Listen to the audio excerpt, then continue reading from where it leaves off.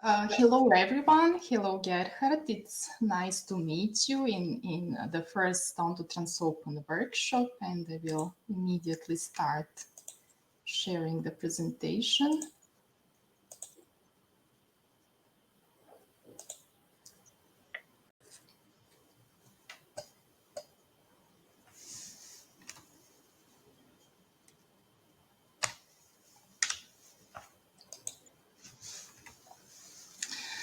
So what is the purpose of this workshop?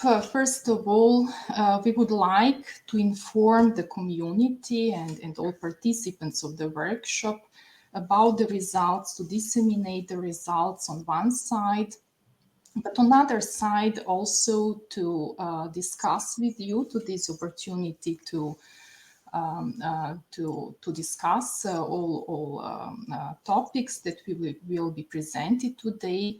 And also we will have in particular tomorrow possibility to discuss with other European projects on their results and related topics to OntoTrans project.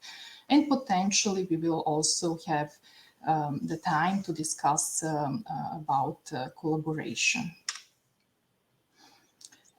This project is EMMC related project. EMMC is standing for European Materials Modeling Council, and here you see also the link to the website of EMMC.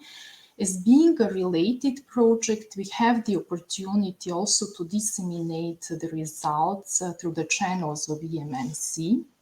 And beside OntoTrans, there is a full list of other European projects which are related projects, and some of them will be presented tomorrow, and we will have the possibility to discuss synergies with these other European projects as well. Some words about OntoTrans. OntoTrans title is Ontology-Driven Open Translation Environment. This is a Horizon 2020 project that was submitted under the topic Adapting Materials Modeling to Challenges in Manufacturing Processes. As you can see, it's a 4-year project. We are currently exactly at the half of the project in month 24. The estimated budget for the project is about 5.5 million euros. It is a research and innovation action type of the project.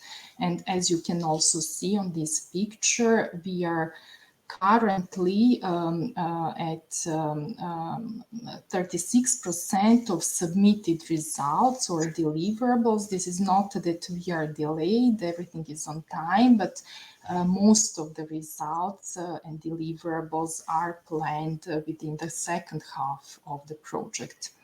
We have 11 project partners, 6 companies and 5 research centers. And all these partners are coming from 7 European countries. This is our advisory board, and I will take opportunity to thank to the advisory board for active involvement and support in the project.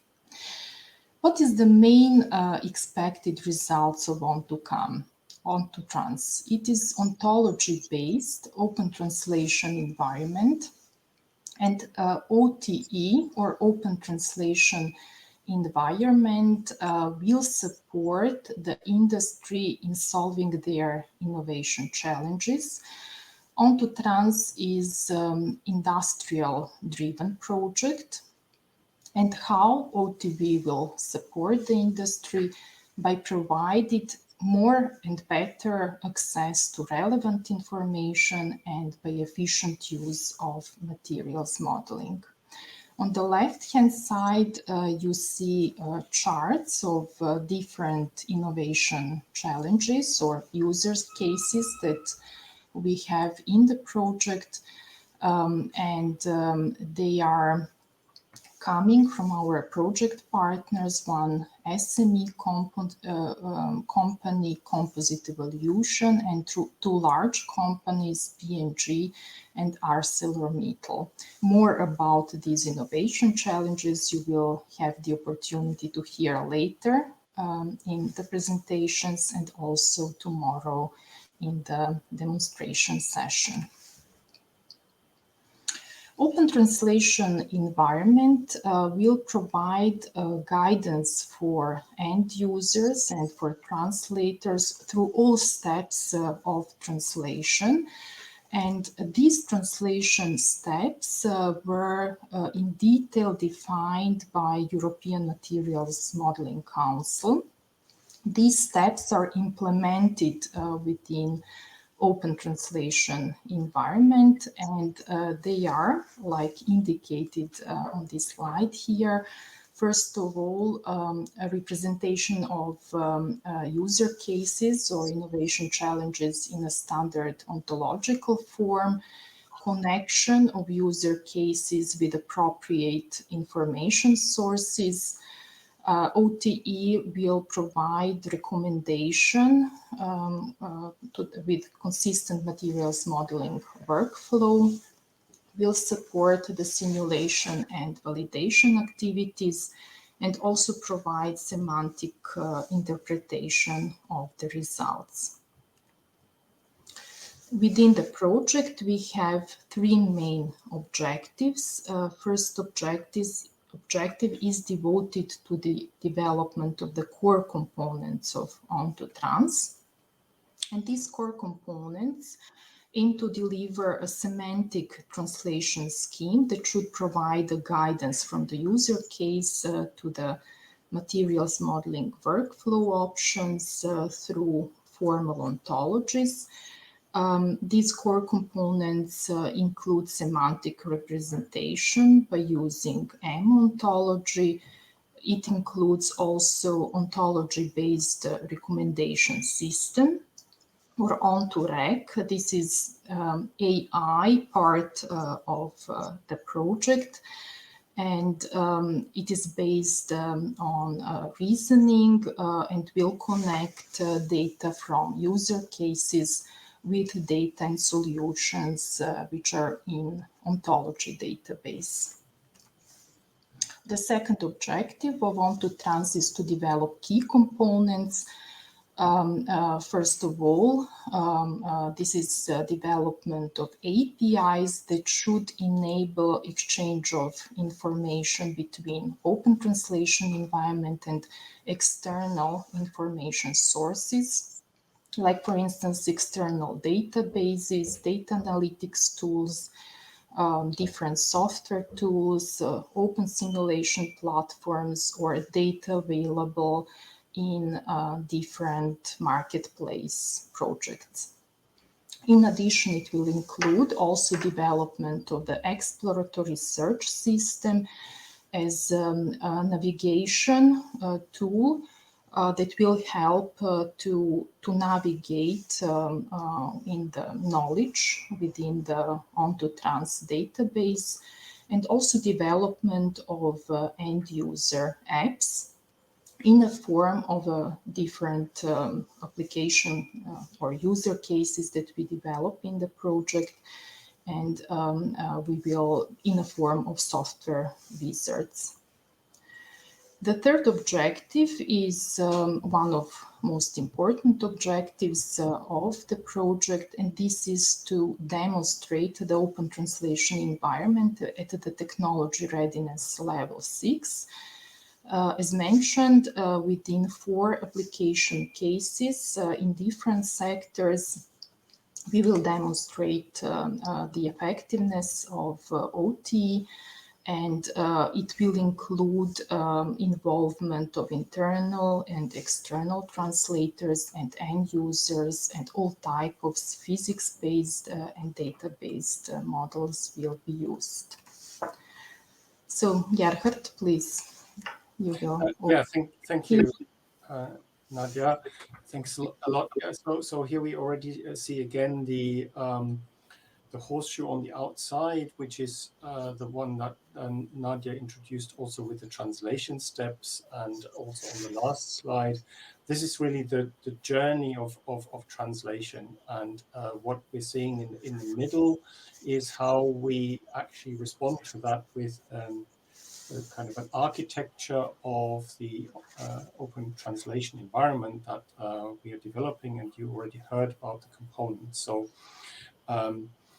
what we will see in this workshop is really talks that follow that journey from the initial innovation case to responding to that case, and we will see that journey again also in the demonstrations tomorrow, and we'll also discuss various things, various components, parts of that in the collaboration sections. So it's all about translating, meaning going from something that a business would like to do to translate that into potential solutions. First, with human resources, with people interacting, but then making that also into a machine operable system. So capturing these items that, for example, a production line and so on, that is involved here in the ontology, so making it also machine operable, and then asking questions about that and answering them with what is shown at the bottom. So there are data that can be derived from various sources, and obviously including modeling, databases, and machine learning, and then making all of this available to the end user via what is shown at the top, the software wizards, data analytics, and exploratory search. And in doing so, we need to make connections. Obviously, we need to connect data.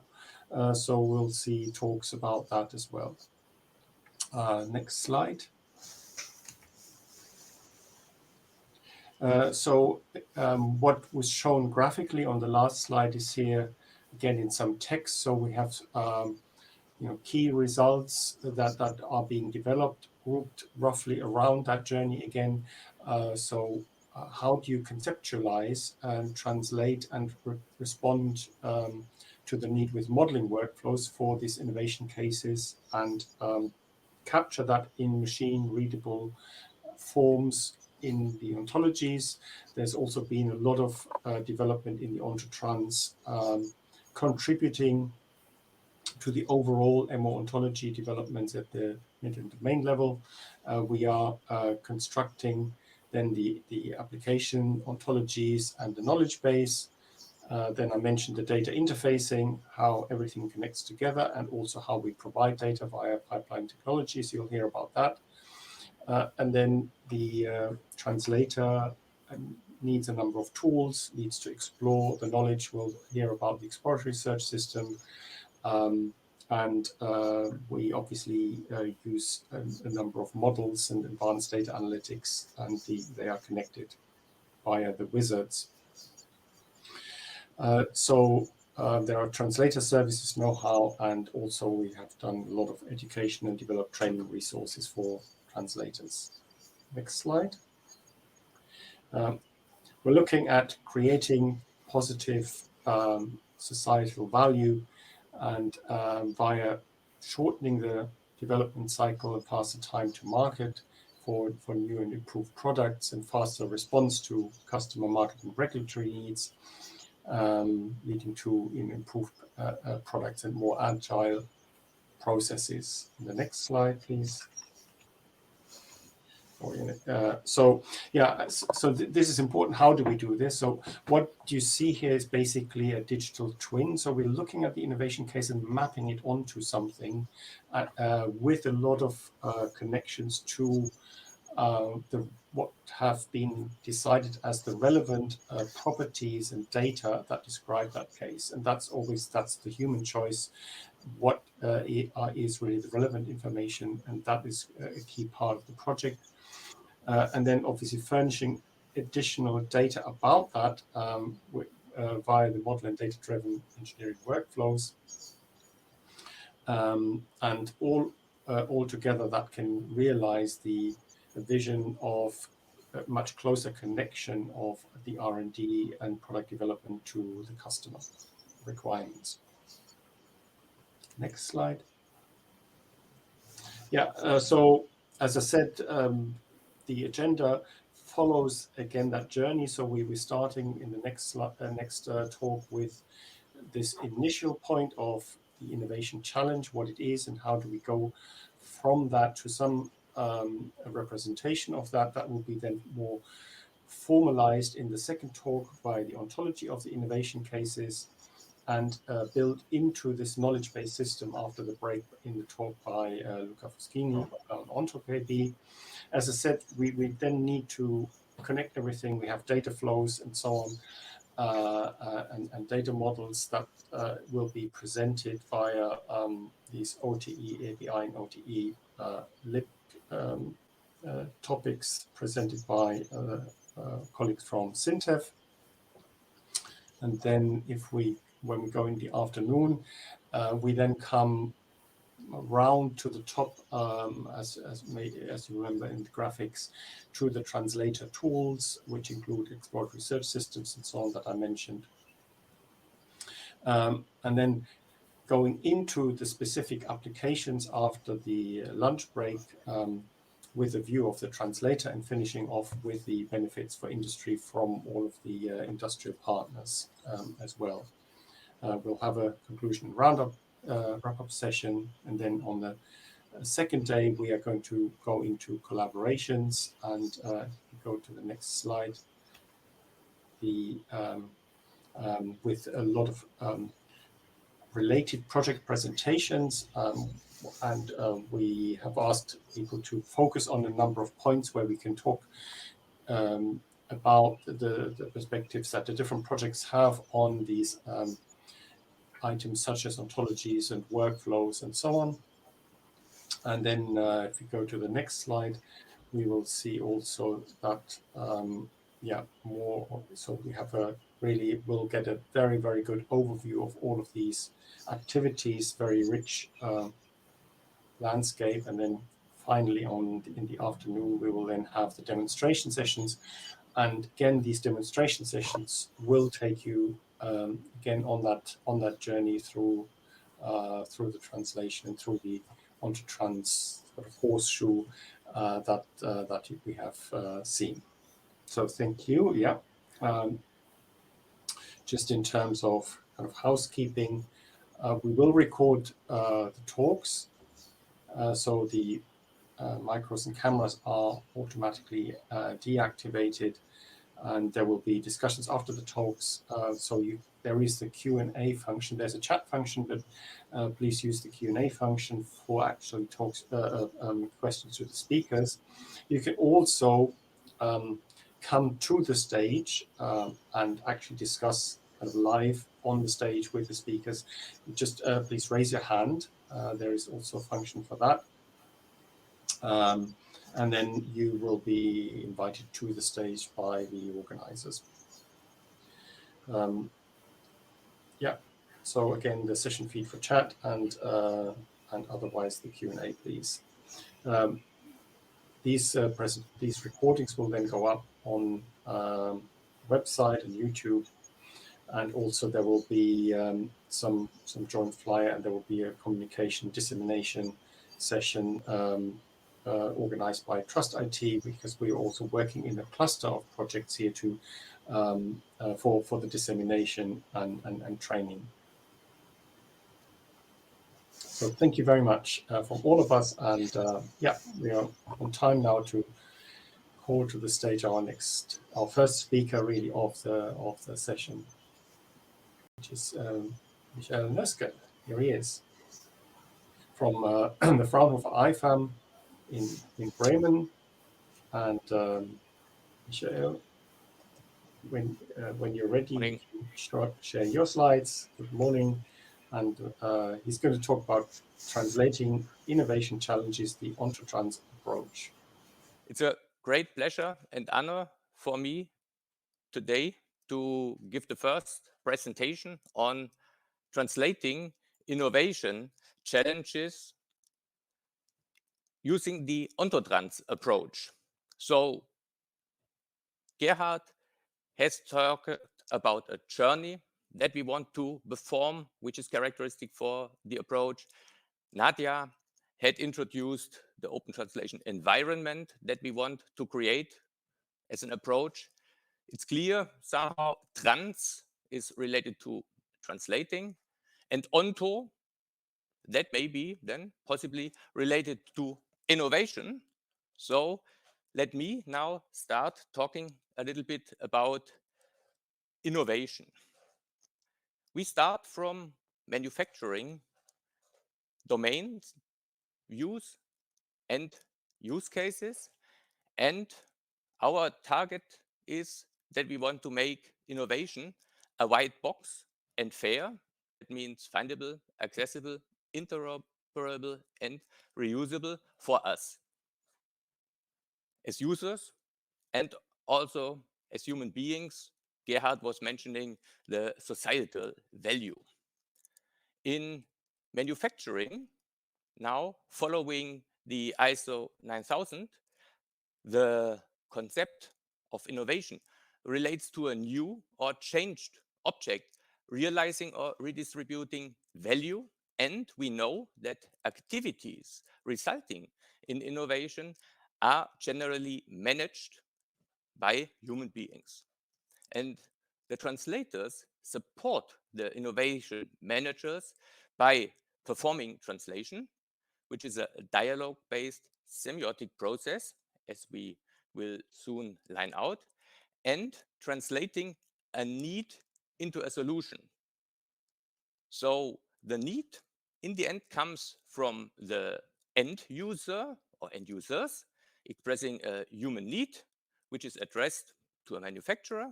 And then the manufacturer as an organization expresses somehow an industry need, which is then passed to an R&D project manager, typically a team. And their job is to find a specific solution, which then solves each individual solution of each individual end user. Our target is to embrace translation in a holistic way. So we always will be aware of the high-level innovation challenge being global. And also the high-level value to be realized will be global. The ISO 9000 uses a process-based approach for managing activities, so it's largely independent of any material systems, and each organization's processes may operate as a complete and integrated system and still respect the ISO 9000 concepts. In view of global challenges, managed ecosystems are being formed, as Gerhard was mentioning, for instance, in the cluster of projects, in order to gain speed, join efforts, and comprise further generations. An individual innovation case and new product is part of such a global scenario. The complexity of the innovation that needs to be achieved is rather high, so it will embrace individual documentation that already exists and will be based on communication. So if we are aware that we always will find a high complexity of knowledge, which is already copiously codified or documented, then based on a huge number of documents, say 10 to the 3, we still will have to find a new approach, comprise what we know so far and advance it. And an Industry 5.0 based approach would mean that possibly we will end up with only one model to make it interoperably usable for human mankind in a sustainable way. That means we always have the global perspective and the local perspective in our focus. So each innovation case input is complex. The impact of the innovation output is global and an increased customer value is aspired, for instance, by co-innovation with human users. The relevant information is required. That means relevant data connected to meaning. Data plus meaning is information. And our target then is missing data is to be generated, rooted in documented concepts to make it information for achieving end-to-end solutions. That means we also have information challenge is we must go through kind of 10 to the 3 documents.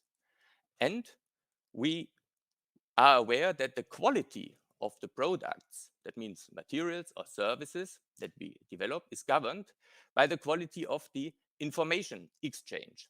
The communicative key expertise translation facilitates then mutual understanding, and holistic dialogues are meant to comprise more than 2 stakeholders.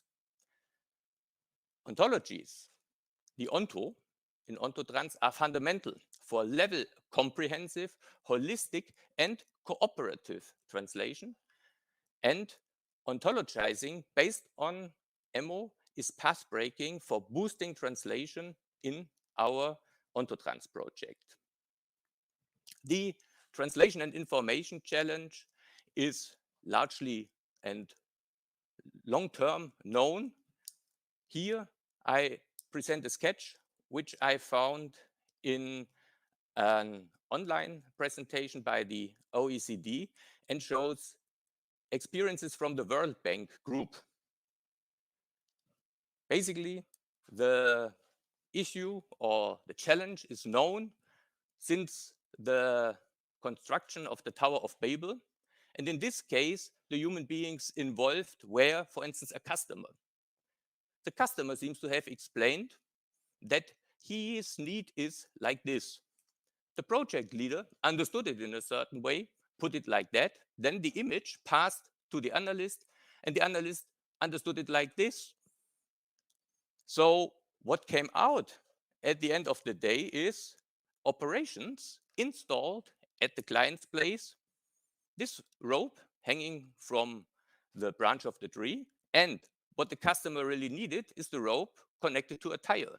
So if we look at this from a unit manager's superordinate point of view, one would say the project was quite a success because in the next step, we only need to attach to this end of the rope the tire, and then the customer is perfectly served. But on the other hand side, we may perceive that it is not a good idea to always then reiterate what the customer needs. So better to involve him in the translation and the statement of the innovation challenge because it's too time consuming.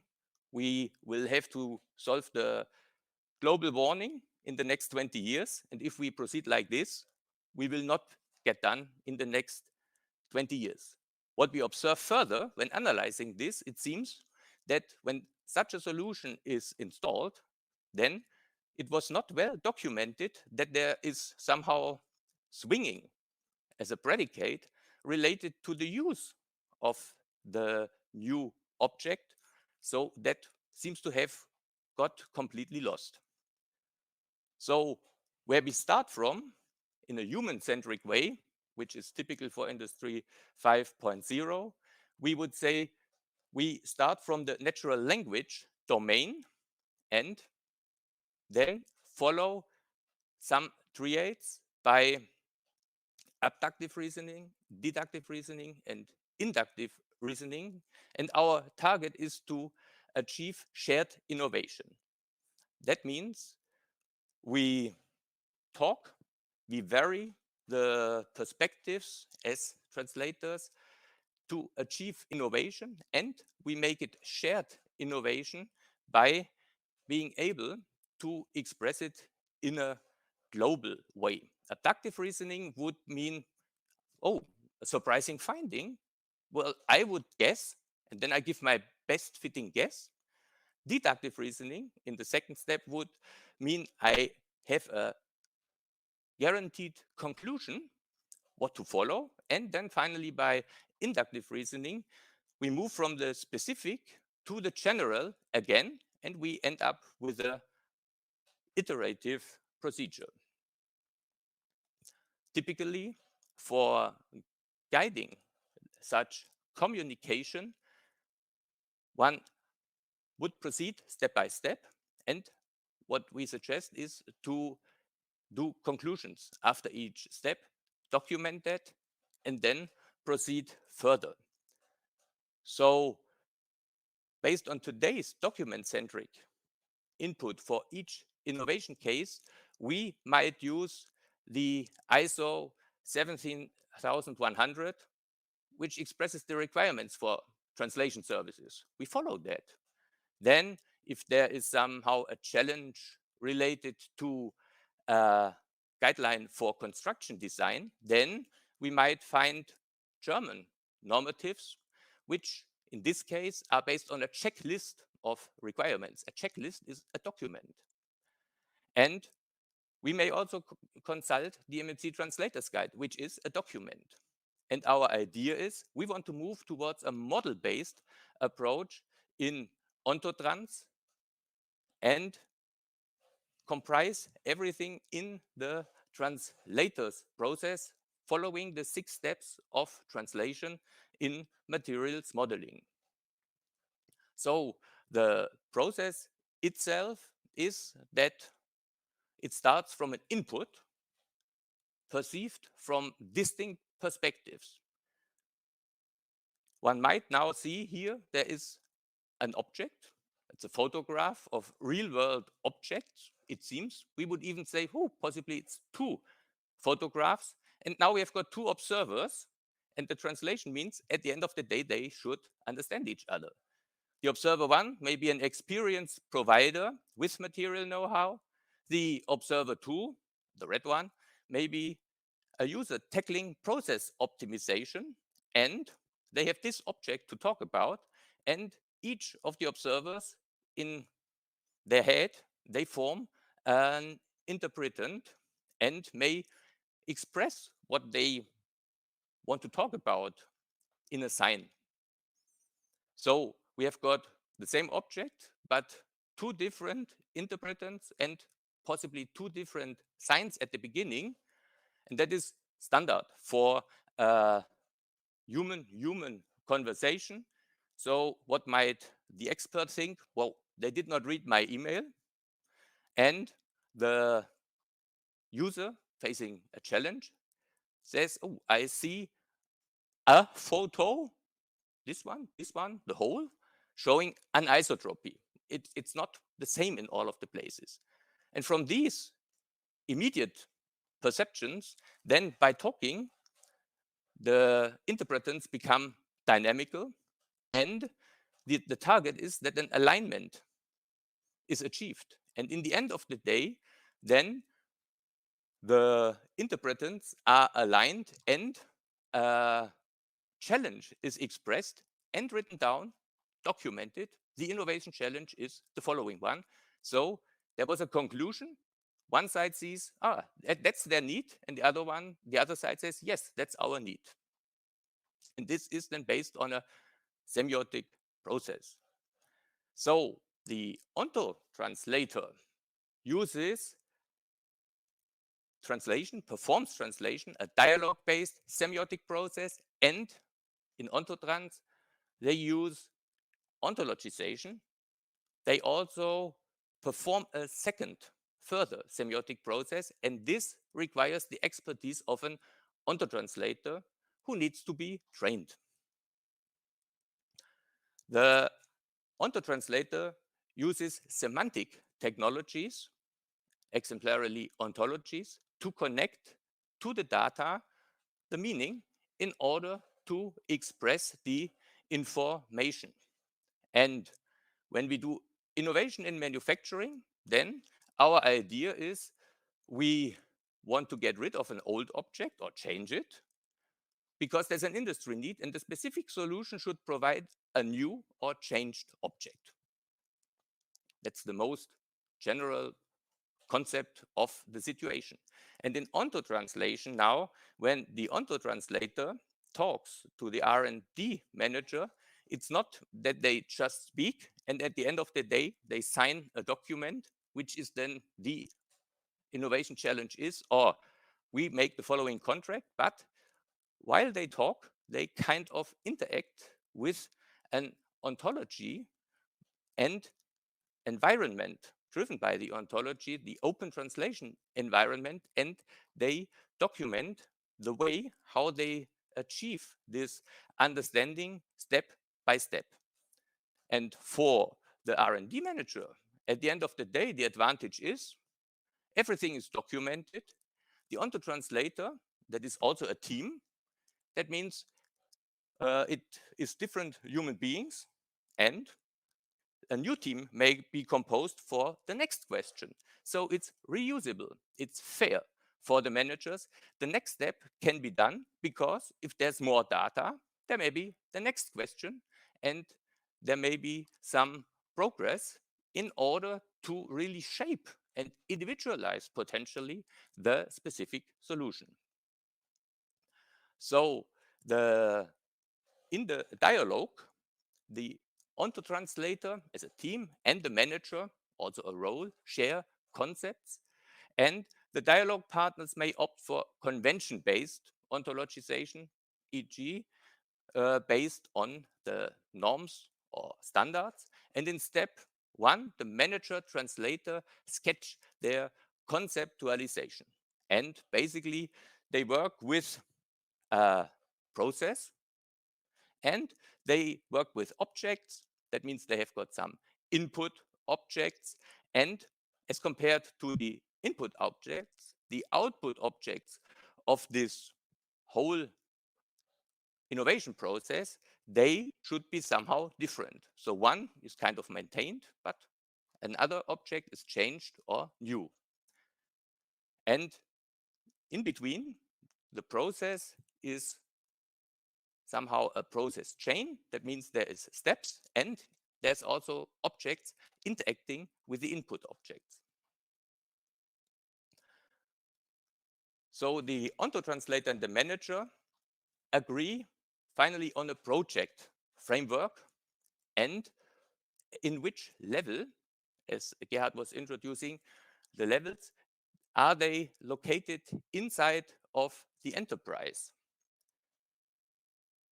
The innovation relevant options for changes are elaborated within the frame of an expressed business case, and then inside of the enterprise business processes and sub-processes followed by activities and tasks, they then are around the innovation case, which is a peculiar challenge or a peculiar question, which is comprised by the overarching innovation challenge and answers the challenge. They will develop workflows. They finally will then work with models, and they may use simulation for gathering new data, missing data which have been identified during the process. So if we look at the overall image, then for materials modeling, we can follow the established 6 steps of translation. And as we do it in a fair way, we can reuse all of the information when we reiterate and had created new data available within the client. So we have got several iterative and kind of circular processes, the ones between the OntoTranslator and the manager involving the ontology. The R&D manager may then address a team which works inside of the manufacturer, and they can reuse all of the information. And finally, if we achieve integrating somehow the end user point of view and the human needs and individual solutions in the ontology, then the whole translation environment will facilitate a holistic approach to translate human needs. So, concluding, the OntoTranslator formalizes the manager and translator's conceptualization following the dialogue between manager and translator, in this case, the OntoTranslator team. They integrate objects and processes of the innovation case with a fair framework provided by an ontology. They realize the perspective used by the manager and react, they adapt, they understand, and they profit greatly from guidance by a multi-perspective ontology, as is the MO. And they link the conceptualization with perspective-specific ontology branches, which are available in the MO. The concepts are related to appropriate ontological classes. The interactions are related to ontological relations, and the individuals are related to ontological entities and things. And this then clears the way for an integrated, model-centric engineering approach, as will be further detailed in the next talk given by Emanuele. So far, let me thank you for your attention.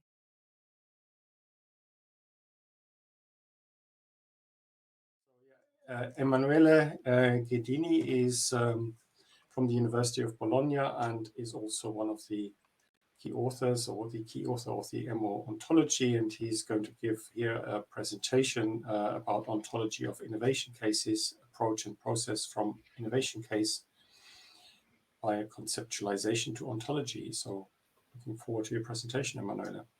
Thanks. Can you hear me? Yes, very good. Nice. Okay, thanks. Thanks for the very nice introduction to the topic of OntoTrans given by Michel.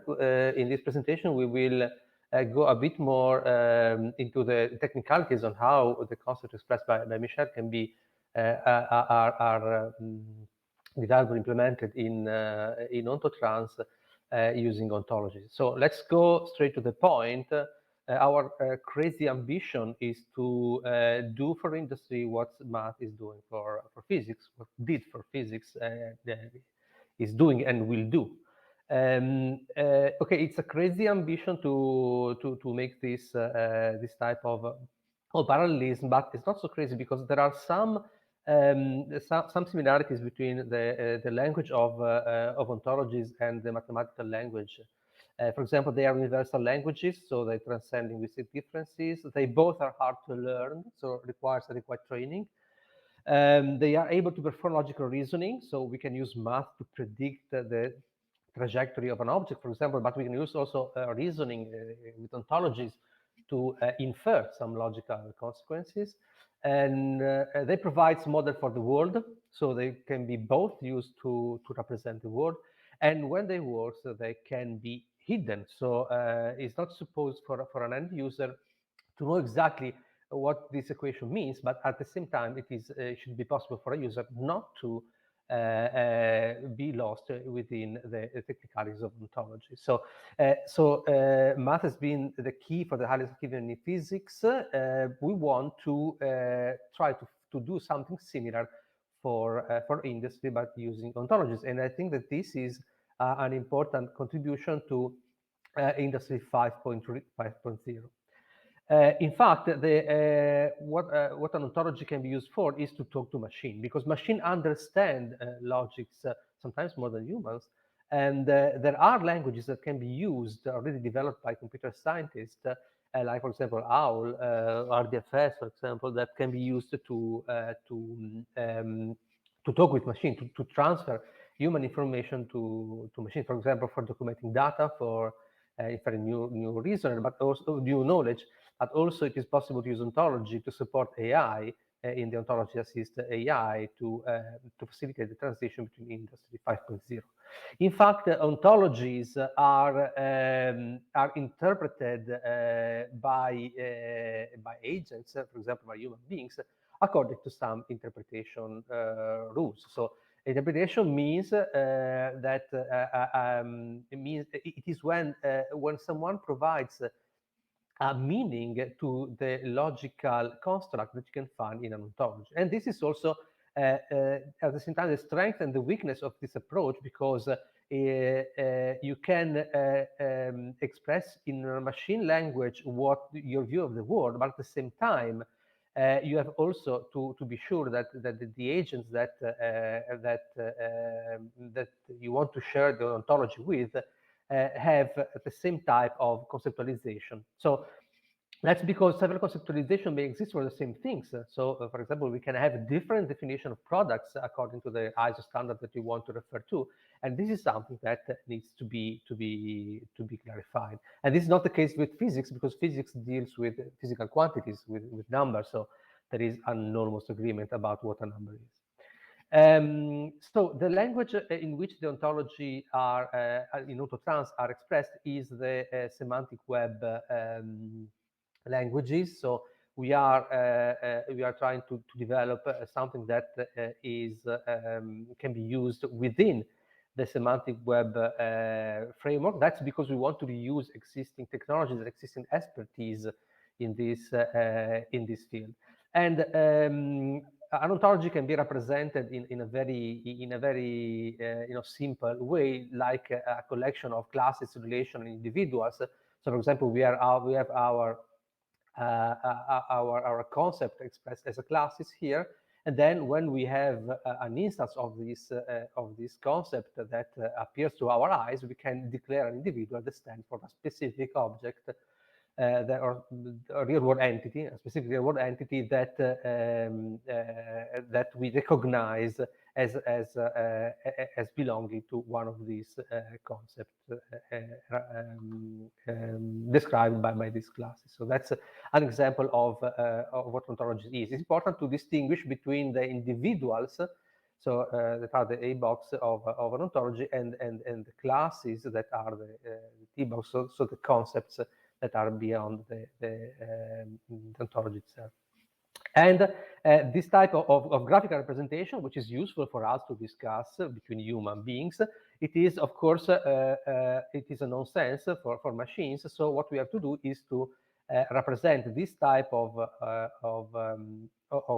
conceptualization into a machine-readable language. For example, this is actually what how we talk to machines. So by writing piece of code that are in line with that respect some particular syntax from, in this case, from Turtle and Owl.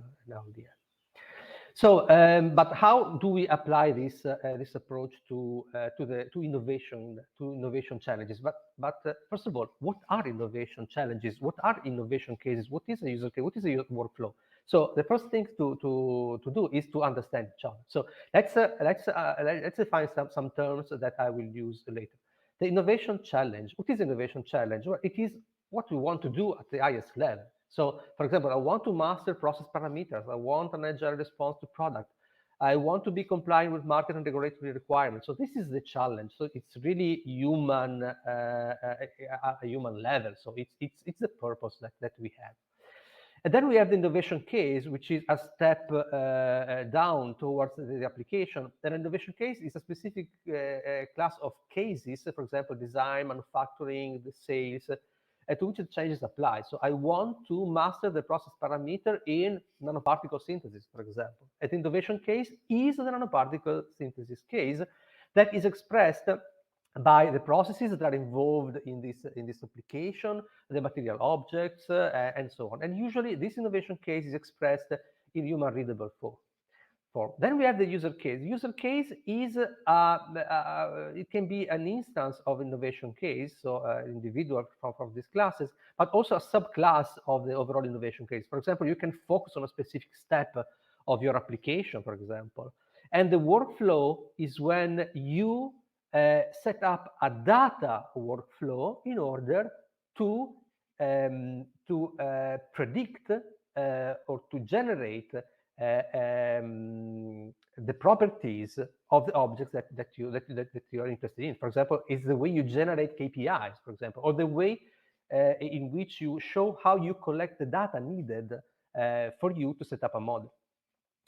An application in OntoTrans is the software. So an app is the software, so the software that is developed in OntoTrans environment. We are not going to use this word, but it's important to distinguish between an application in a generic sense and an app in a software sense. And then we have what we call knowledge sources that are everything that can be used to provide new knowledge from existing one. For example, a technician can be a knowledge source. When you ask a technician, what is your opinion on the properties that are going to come out from this material given that process? So a technician can be a knowledge source, but also a model, simulation software can be a knowledge source.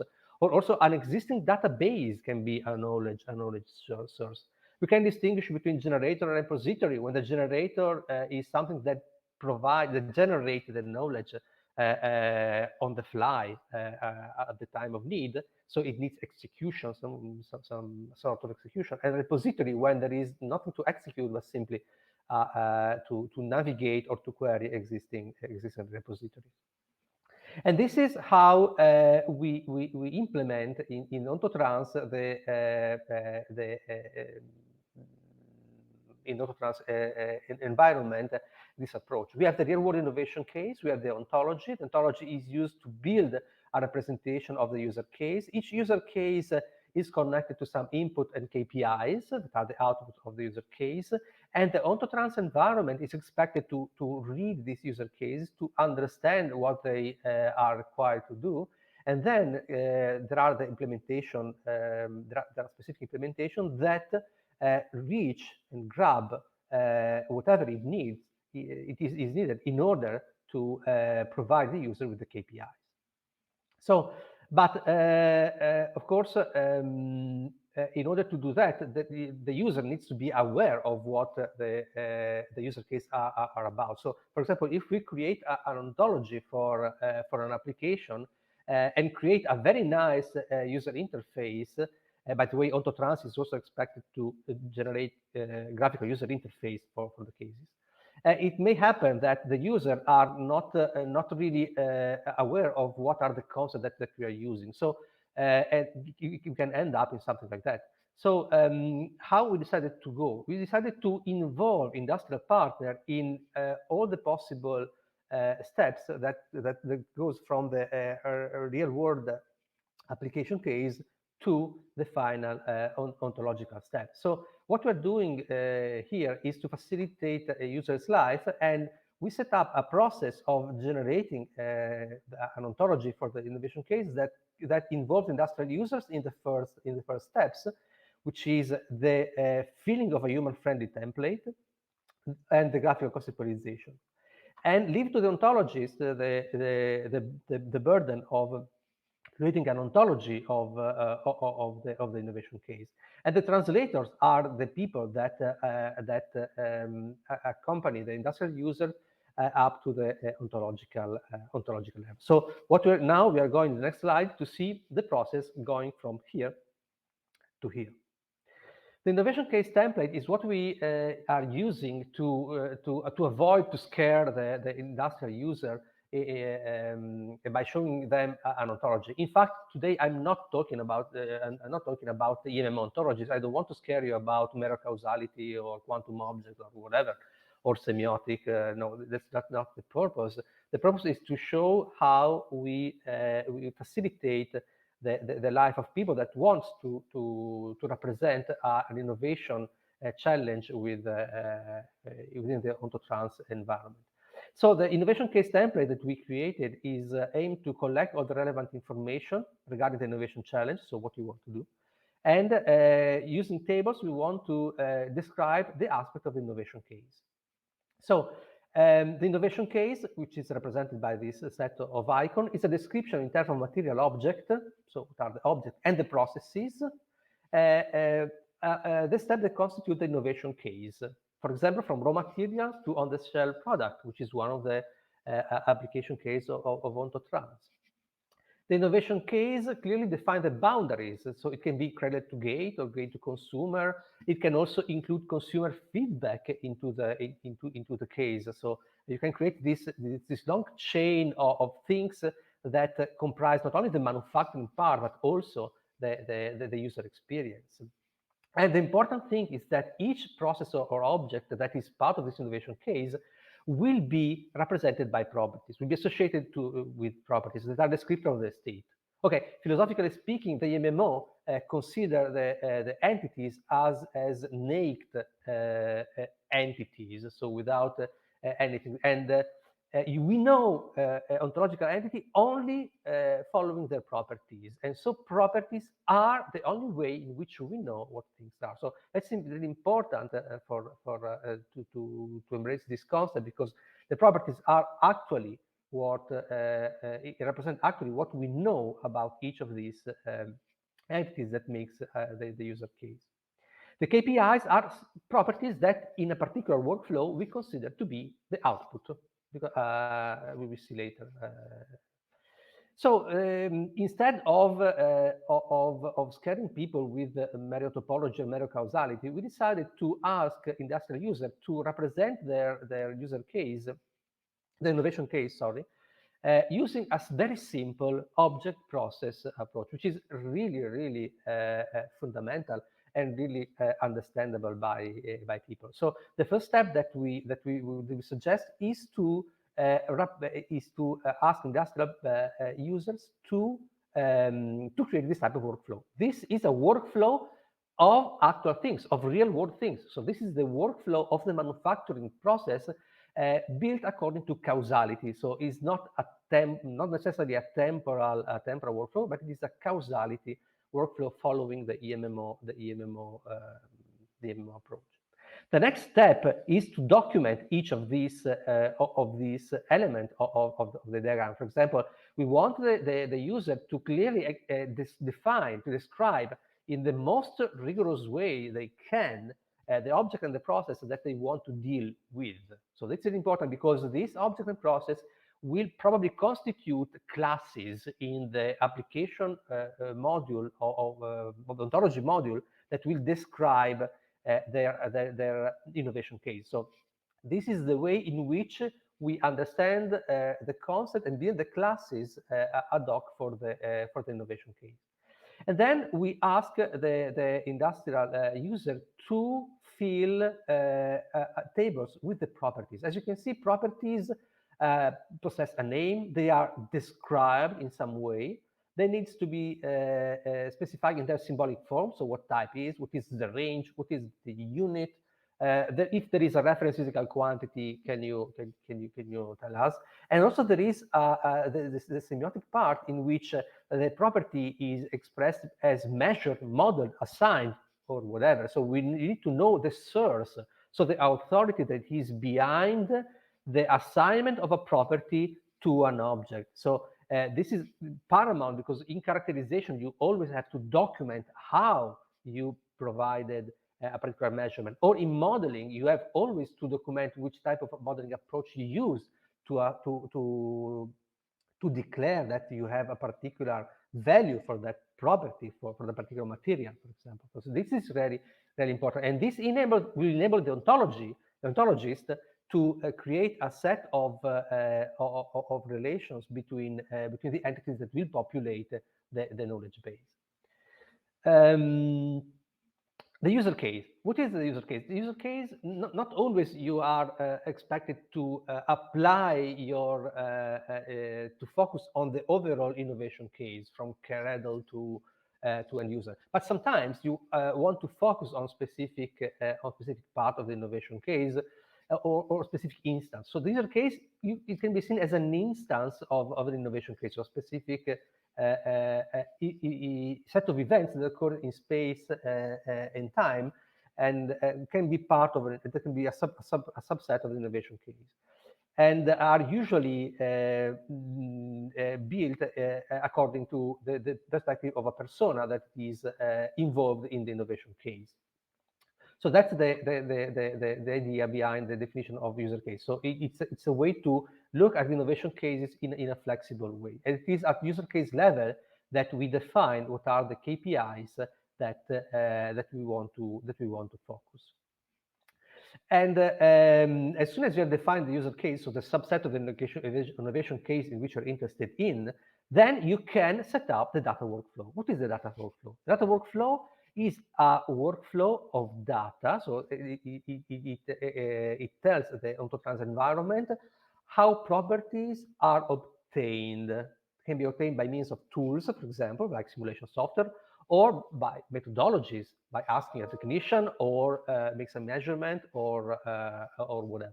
And the EMMO will also be expected to be able to represent these workflows and build a sequence of knowledge sources, so models, database experiment, that will provide the properties of our real-world entities according to our knowledge source that stands for semiotically to a physical process. Okay, so the knowledge source is a simulation software, stands for a particular physical process that that we don't want to perform because we want to save money and time and resources, but we want to model. So this is as you know, everything is embedded in this semiotic approach. We can also create complex workflows. In this case, it's very simple. This is a chain of two different workflows, but we can also are able also to build something more complex in terms of simulation workflow in the MMO. And the knowledge sources that are also ontologized are listed and categorized and also documented in order to be part of the ontology knowledge base and to be selected in order to build the workflows. So, for example, the users will be are asked to document the type of knowledge sources that they want to use in the case. So this is, as you can see, this is the structure of the OTE that we want to focus on. I would like to show you a very simple example. This is not an OntoTrans example. It's a much easier example. For example, let's consider that we want to take raw powders, to sieve the powders, put them in a plasma reactor, and then take this reactor output, sonicate this reactor output, this nanoparticle aggregates, and obtain aluminum nanoparticles, for example, a process like this one. So this is the first step. So I'm representing the innovation case. I am declaring what are these objects, and probably these will be the classes that will be used to instantiate specific occurrence of this process. Okay.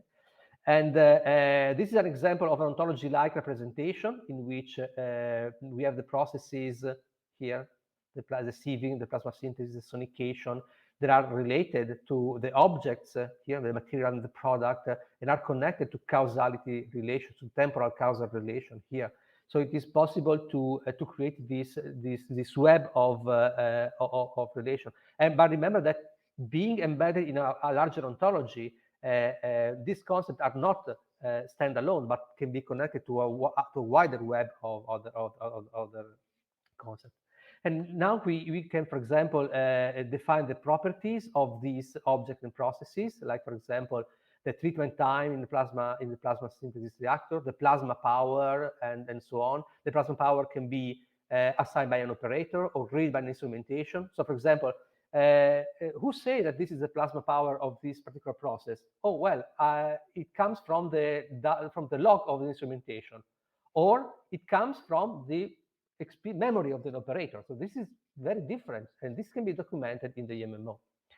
And the workflow, for example, we can focus on a specific subclass of the innovation case. For example, we want to predict the nanoparticle mean diameter. For example, then we can build a workflow using a synthesis model and a sonication model in a chain, and this can be ontologized, and the OntoTrans environment can set up this type of data workflow. Or, for example, you want to do a reverse approach. So you want to know the plasma power that enables you to obtain the nanoparticle mean diameter in a plasma synthesis. So in this case, for example, you can use a machine learning model trained on previous available data to infer the plasma power according to the nanoparticle mean diameter. So this is an example how we can use and play with the knowledge that we with ontologized innovation case.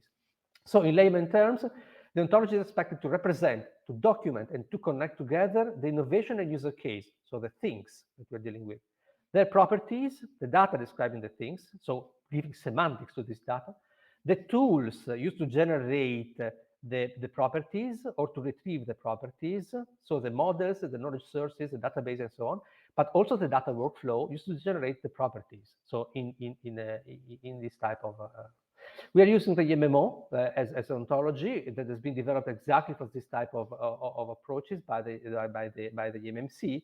And if you want to have some more information, you can go to the MMO webpage and have access to the ontology. Conclusion, the use of ontologies as a human-to-machine and machine-to-human interface requires an approach that facilitates the participation of industrial user in the conceptualization step. So we need to help humans to jump to the machine using ontologies. Human translators are needed to guide the industrial user from formalize user case in ontological form.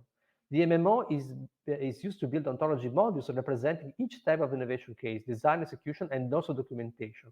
And an important advantage that will be also addressed in the next talk by Luca is that all this information can be placed into a knowledge based in ontological form and navigated by agents to hardware existing data, or also used as a training set for AI approaches for automated decision making or workflow design.